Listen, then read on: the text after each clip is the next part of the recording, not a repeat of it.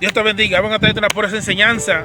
La gloria sea para el Señor. Una enseñanza que va a ser de bendición para tu vida espiritual. Hoy vengo a hablarte de los 7 escalones de la muerte espiritual de un hijo de Dios. Es algo que Satanás no lleva vertiginosamente. No es algo que se produce en un ascensor. Satanás trata de involucrarte para que tú también te involucres con el pecado, como dice Efesios capítulo 4, su verso 27. No deis lugar al diablo. Tú no puedes dar lugar al adversario. No puedes abrir puerta al enemigo, porque Satanás te quiere involucrar al pecado. Entonces Satanás usa y es paciente. Es algo que no se ha producido de la mañana a la noche. No, Satanás usa estrategias, guerras espirituales. Y te voy a hablar de 7 escalones de la muerte espiritual de un hijo de Dios. Cómo Satanás actúa. El primer escalón que Satanás usa contra tu vida se llama la atracción. Si tú no eres alcohólico, Satanás ahora no te va a poner alcohol. Satanás te va a poner por lo que tú dejaste del mundo. Y dice la palabra del Señor en el Epístola de Santiago, en el capítulo 1, su verso 14, dice la palabra del Señor.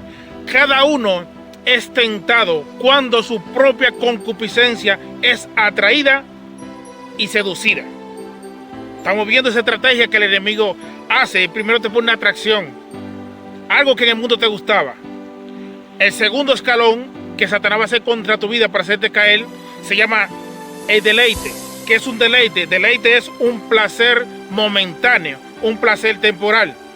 Por eso dice la palabra del Señor en Hebreos capítulo 11, su verso 25. Dice la palabra del Señor: Moisés escogió ser maltratado con el pueblo de Dios antes de gozar de los deleites temporales del pecado. Yo te vengo a decir en el nombre de Jesús, mantente en el Espíritu. Por un pecado momentáneo de 5 minutos, no deje la sangre de Cristo que tiene poder. El tercer escalón de la muerte, Satanás lo que va a hacer es que te va a seducir. Pero yo te vengo a decir que no puede haber una seducción si antes no hay una atracción. Pues vemos al principio. Satanás lo que va a hacer es que te va a atraer y a seducir para meterte en su dimensión de pecado. Pero yo te vengo a decir en el nombre de Jesús que cuando tú eres atraído y seducido, Él te induce en el pecado y hace que tú colabores con el pecado. Ya estamos hablando del tercer escalón, que es la seducción. Cuando tú eres seducido es porque hubo una atracción. La atracción es cuando se queda esa imagen en tu mente. Tú tienes un arpón ya dentro de tu alma. Como dice la palabra del Señor en Efesios capítulo 6, su verso 16. Y sobre todo tomar el escudo de la fe para poder apagar todo dardo de fuego de maligno. Entonces cuando tú coges el escudo de la fe, tú apagas todo dardo. Pero si no apagas todos los dardos de fuego de maligno, entonces esa imagen que está grabada en tu mente viene a hacer cometerte pecado. Ya tú eres atraído y seducido, como dice la palabra del Señor. Lo número 4 que Satanás hace para destruir la vida espiritual de un hijo de Dios, él te atrapa. Por un deleite, te seduce y te atrapa. Por eso dice Proverbios capítulo 11, su verso 6, dice la palabra del Señor. Los pecadores están atrapados en su propio pecado.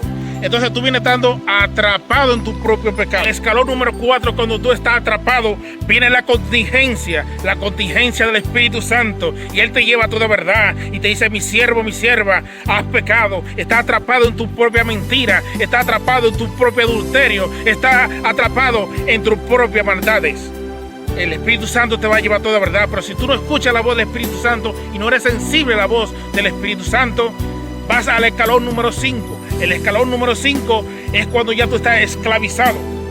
Y la concordancia está en Juan capítulo 8, su verso 34. Dice la palabra del Señor. El mismo Rey de Reyes dijo: de cierto os digo, de cierto os digo, que el que comete pecado es esclavo del pecado. Hoy yo te vengo así en el nombre de Jesús.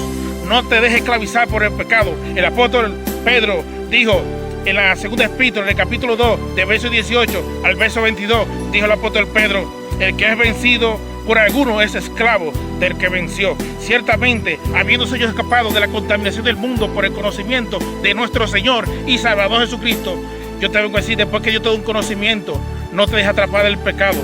Porque haber conocido la verdad y de apartarte de la verdad, eso es un crimen espiritual. Y yo te vengo a decir en el nombre poderoso de Jesús, que cuando Satanás ya te tiene esclavizado por el pecado, vas al escalón número 6. El escalón número 6 es cuando ya el pecado está reinando en ti. Está reinando, después que fuiste esclavizado, atrapado, ahora está reinando el pecado en ti. Y lo vemos en el apóstol Pablo en Romanos, capítulo 6, su verso 12. El apóstol Pablo dice: no reine el pecado en vuestro cuerpo mortal, de modo que le obedezcáis en sus concupiscencias. El apóstol está hablando que cuando ya tú estás esclavizado por tu propio pensamiento, por tus propias maldades y por tu propio pecado, ya tú lo que necesitas es una liberación. Tú necesitas ir a un hombre de Dios, tú necesitas una iglesia donde haga fuego, donde se mueve el Espíritu Santo y fuego y te haga libre de esa esclavitud, porque ya tú estás reinando en el pecado. El escalón número 7. El escalón número 7 es cuando ya el pecado ya te tiene ya consumido. Ya cuando el pecado ya ha envejecido hasta tus huesos, tanto pecado ya Satanás te tiene en sus manos. Eso es ya cuando el pecado ya tú estás en una manera espiritual, ya tú estás muerto. El escalón número 7 de la muerte espiritual de un hijo de Dios es cuando ya tú estás consumido, cuando ya tú estás esclavizado, cuando tú estás atrapado en tus propios pecados, cuando ya el pecado ha envejecido tus huesos, cuando el pecado por tu maldad y por tu mentira y por tus fornicaciones ya te llevan de una manera que te tienen consumido, porque el pecado te consume. Si no te consume de una enfermedad, te consume en tus propias maldades y pecados. Y voy a llevarte a un hombre de Dios que fue el segundo rey más ungido para dar una mejor explicación.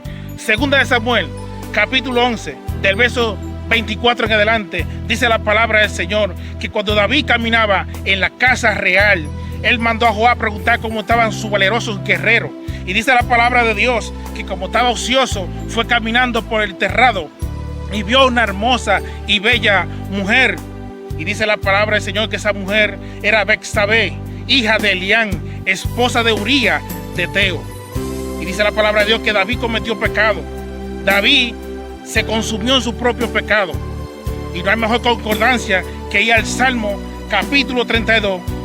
En los siguientes versos dice la palabra del Señor: cuando callé, envejecieron mis huesos, en mi gemir todo el día, porque de día y de noche se agravó sobre mí tu mano, y en mi verdor en sequedad de verano. Vemos que hubo una sequedad en David cuando él cayó. Vemos que en David se envejecieron sus huesos porque el pecado y la maldad lo estaban consumiendo.